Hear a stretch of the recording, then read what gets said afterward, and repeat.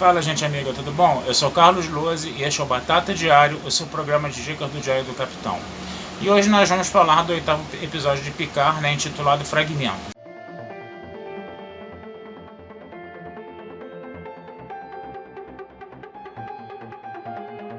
Como sempre, né, vou precisar dar os spoilers aqui, tá? Então se você ainda não assistiu o episódio, dá uma paradinha aí, assiste o episódio, depois vem aqui assistir a gente e comentar com a gente aqui o episódio aqui, tá? Bom, o que eu posso falar de Fragmentos? Depois dos dois últimos episódios, onde a gente teve maravilhosos fanservices aí, né, no caso, né? Esse episódio meio que teve um gosto de, sabe, balde de água fria. Foi um episódio assim que teve alguns problemas meio sérios, mas ele também teve algumas virtudes, né? Então a gente vai aqui meio que tatear, falar um pouco sobre isso. Quais seriam primeiro as virtudes desse episódio? Em primeiro lugar, esse episódio ele tem basicamente dois núcleos, né? Ele tem o núcleo do Cubo Borg, né? E ele tem o núcleo da nave La Sirena, né? O núcleo do Cubo Borg ele foi, na minha opinião, um pouco mais interessante, né? Ele mostrou, entendeu? Toda uma ação ali. Ele mostrou, né? A 7 de 9 aparecendo na história, né? Para tomar o Cubo Borg junto com o Elnor, né? Ela voltou a ser Borg no momento para tentar trazer os Borgs para a coletividade, né, para poder tomar o Cubo Borg, né, mesmo a contragosto dela, porque talvez ela quisesse ser a rainha Borg daquela microcoletividade, não deixaria mais de ser, né, a rainha Borg daquela microcoletividade, assim como os Borgs assimilados não gostariam mais de ser desassimilados, né, havia esse risco, né, mas no final das contas o que aconteceu? A Rizzo, né, ela mandou ejetar todos os Angões Borgs, né, do cubo, né? E aí isso acabou não acontecendo, né? Algumas pessoas falaram que um cubo Borg descontrolado, né, com Borgs assimilados, né? Agora no final da história talvez não daria muito certo, né? Eu acho que de repente seria um elemento explosivo a mais aí que poderia trazer uma coisa mais interessante para a história nesses dois últimos episódios que a gente tem aí pela frente, né? Eu acho que poderia ter sido assimilados os Borg sim, a 79 poderia ter se tornado uma rainha Borg, e essa questão dela não querer depois ser desassimilada assim como os outros Borgs, ela poderia introduzir um elemento novo, né, na história aí, mas tudo bem.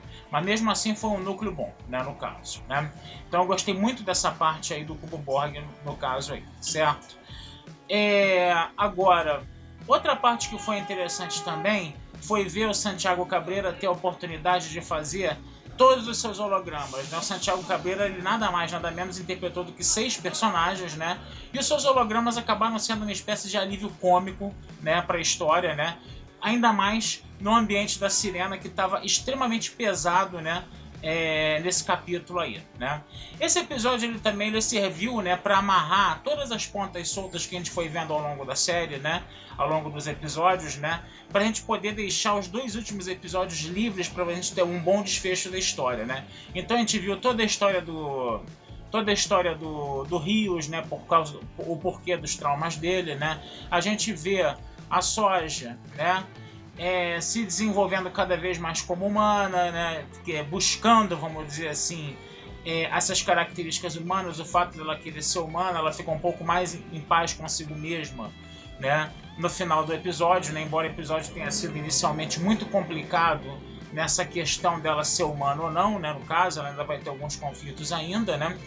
E a gente vai ter também, nessa parte aí também, né, das pontas soltas aí, né, que estão sendo amarradas, né, a gente está vendo também um desfecho aí para a Jurati, né, que a Jurati acaba reconhecendo a sua culpa, ela acaba se entregando, né, resignada para as autoridades, né, ela vai se entregar resignada para as autoridades no caso, né, mas ela também vai ter uma conversa com a Jurati que vai, inclusive, ajudar na humanização da Jurati, né? Então isso foi uma coisa boa da história também. Então essa conversa entre a Jurati e a Soji foi interessante aí no caso, né? Agora, interessante também foi a conversa que houve no final do episódio entre o Picard e o Rios, né? Falando sobre toda uma questão de otimismo, sobre toda uma questão de se esquecer o passado nebuloso, se esquecer o passado que o Zhat Vash acabou fazendo, né? De destruir os androides, de fazer a Federação ficar com medo de fazer androides na Frota Estelar também, coisa e tal, né? E de você olhar para frente, de você ter uma visão otimista e de você construir o futuro com um espírito de curiosidade, coisa e tal. Foi um discurso ali utópico, né? Que a gente via em Jornada nas Estrelas, né? Para a gente poder terminar o episódio com uma carga um pouco mais otimista, até porque o episódio ele teve um tom altamente pessimista, né? E aí é nesse momento que eu quero entrar, né, na parte negativa, né, desse episódio aí. O que acontece? Em primeiro lugar, né, antes de a gente entrar nessa parte mais pessimista, em primeiro lugar, a gente teve uma ficção científica muito plana, muito barata, muito infantiloide, né? Por quê? Porque se fala de uma civilização de 200, 300 mil anos atrás que, vejam bem, gente, pegou 8 sóis, juntou, fez um sistema óctuplo, né? Colocou um planeta ali no meio, né? E fez tudo isso para chamar a atenção das pessoas, né? Pro caso de que eles desenvolveram androides no passado e que esses androides acabaram destruindo essa civilização. Em primeiro lugar, uma civilização que tem tecnologia para colocar 8 sóis junto de um planeta, ela vai ser destruída facilmente por androides. É um negócio meio que não encaixa bem. Segunda coisa, a ficção científica, né? A boa ficção científica é aquela ficção científica que às vezes antecipa o futuro, né? Por isso que a gente fala de um Júlio Verne, por isso que a gente fala de um Isaac Asimov, né? Porque eles fizeram ficções científicas, entendeu? Bem com os pés no chão, né? Onde a gente vê uma antecipação do futuro. Até a própria Jornada nas Estrelas fez isso também, né? Quanto mais a ficção científica fica muito translocada, quanto mais a ficção científica ela fica muito fora da realidade, fora demais da realidade, né? Ela ultrapassa, ela extrapola, né, os limites do que é ser uma ficção, né? Quanto mais ela faz isso, mais ela se aproxima da fantasia. E esse negócio de você pegar 8 sóis e juntar, gente, por mais civilizada que por mais avançada, perdão, que uma civilização seja, cara, esse negócio é uma coisa que, poxa, parece coisa que foi escrito por criança, sabe?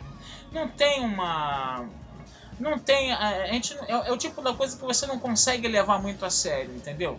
Eu sei que Jornada nas Estrelas é pseudociência, eu sei que Jornada nas Estrelas às vezes exagera um pouco também, o próprio conceito de dobra espacial, por exemplo, a própria coisa de você dar uma volta em dobra quase 10 em torno do Sol e você viajar no tempo. Eu sei que tem essas coisas, mas dessa vez eu acho que eles exageraram demais. Até porque é impossível de você ter vida, entendeu?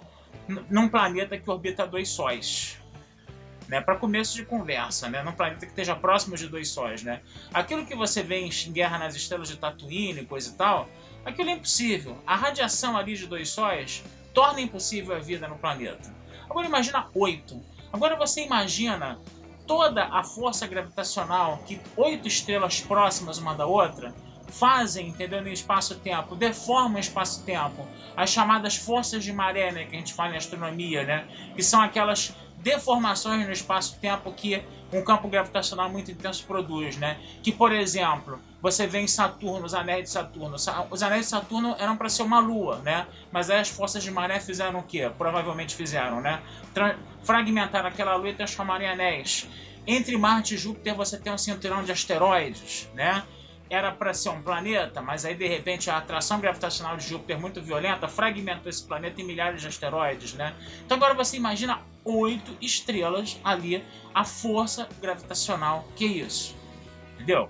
Então já fica uma ficção científica ali meio esdrúxula, né? Fica uma ficção científica meio infantil, né? Então esse negócio foi um negócio complicado.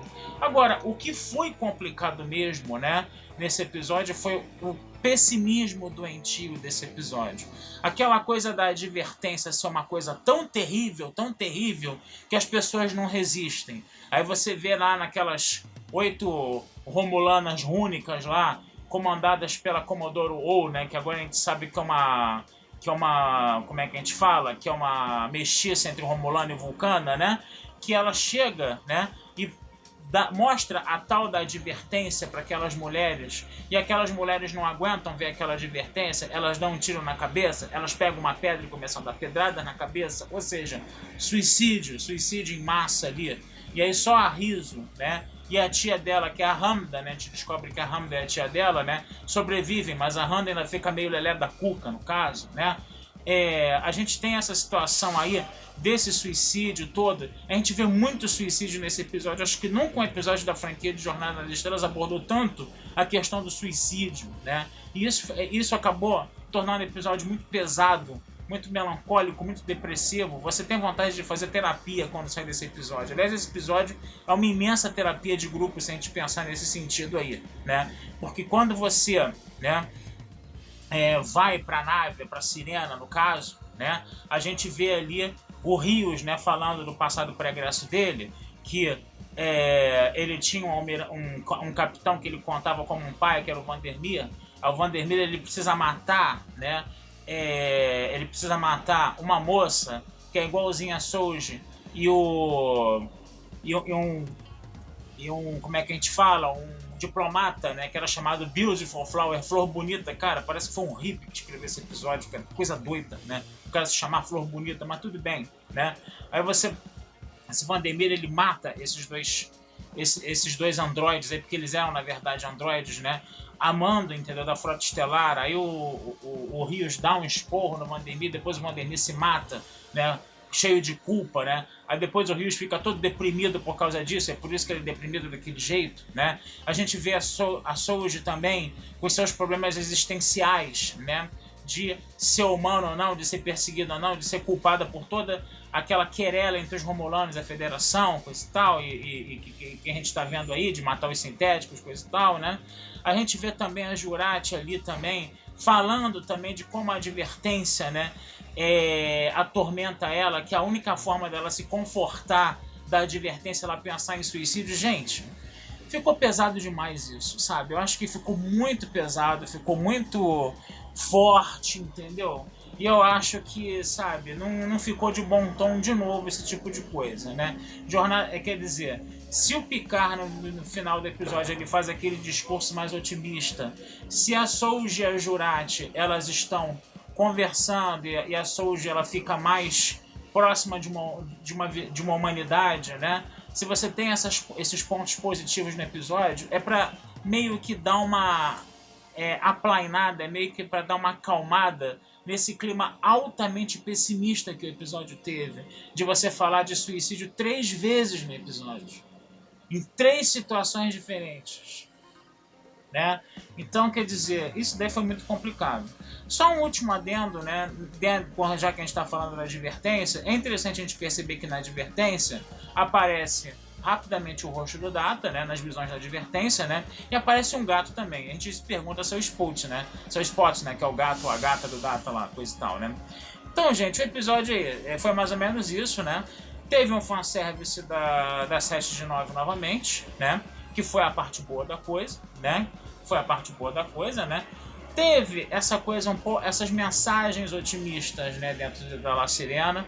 Teve essa chance do Santiago Cabrera fazer 6 papéis, que foi um alívio cômico legal, né? Só que esse clima altamente pessimista e essa ficção científica muito escrita assim de qualquer jeito, sabe? Ela, sabe, incomodou bastante. Essas coisas incomodaram bastante, né? Então agora a gente vai para a reta final, a gente vai para os 2 últimos episódios, né? E vamos ver o que acontece por aí, tá? Vou ficando por aqui, desejando a todos vida longa e próspera, né? Deem uma olhadinha lá na Batata Espacial, que eu vou colocar uma resenha, né, comentada do episódio 8 lá, mais detalhado, que escrito a gente consegue falar mais coisas, né, lendo, né, do que fazer o vídeo, né, no caso, né. E vocês também, por favor, não deixem de curtir, compartilhar, né, e se inscrever, né, no Diário do Capitão, né, e comentar nas redes sociais, né, entrar em contato com a gente, que essa ajuda sempre é muito bem-vinda de vocês, tá certo? Um abração a todos, até a próxima.